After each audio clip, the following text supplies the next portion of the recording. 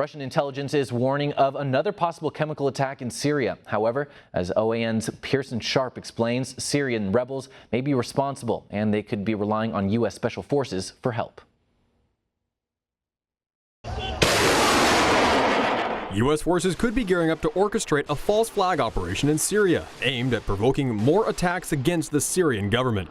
Russia's Ministry of Defense says it has credible information that American special forces are coordinating with Syrian rebels to stage a chemical attack in the eastern Deir ez-Zor province.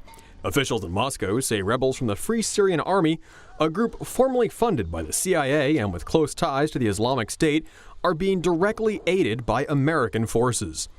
Russia's military explained the militants are likely to use chlorine gas to stage a fake chemical attack and have been seen with canisters filled with chlorine. Many Western governments, including the United States, under the direction of Barack Obama, have taken a strong position against Syrian President Bashar al-Assad. Experts say chemical attacks are easy to manufacture and work well as propaganda to justify airstrikes against Assad's forces. The Russian Defense Ministry has accurately predicted similar attacks in the past, warning Western governments a week before April's alleged chemical attack in Duma. And after months of investigations, no chemical weapons or evidence of an attack has been found in Duma. However, residents there do say the entire event was staged by the rebels, with help from the terrorist-linked White Helmets, to provoke Western governments into carrying out airstrikes against Assad's forces.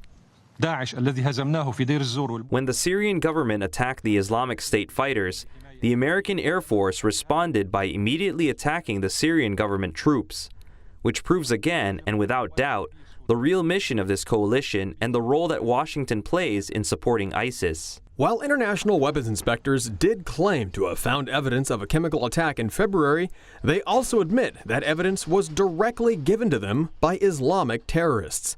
The Free Syrian Army is currently on the border of Deir ez-Zor, which is one of the few remaining holdouts for the Islamic State fighters. Yet despite claims in the media, investigations by One American News and other sources reveal residents say they were brutally tortured and starved by U.S.-backed rebels and are grateful to be liberated by President Assad's troops. The Syrian Arab Army, and thank God we are relieved in Deir ez-Zor.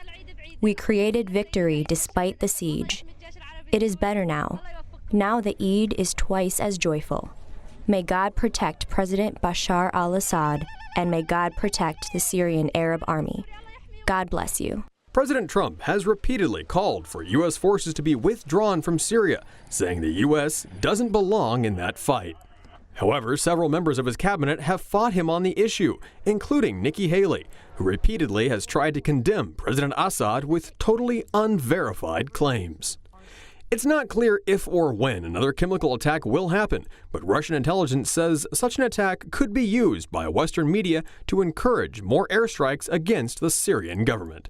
Pearson, One American News. Want to see more videos like this? Click on the link below and subscribe to One American News on YouTube, and call your cable provider and kindly demand that One American News is added to your lineup. Call and subscribe today.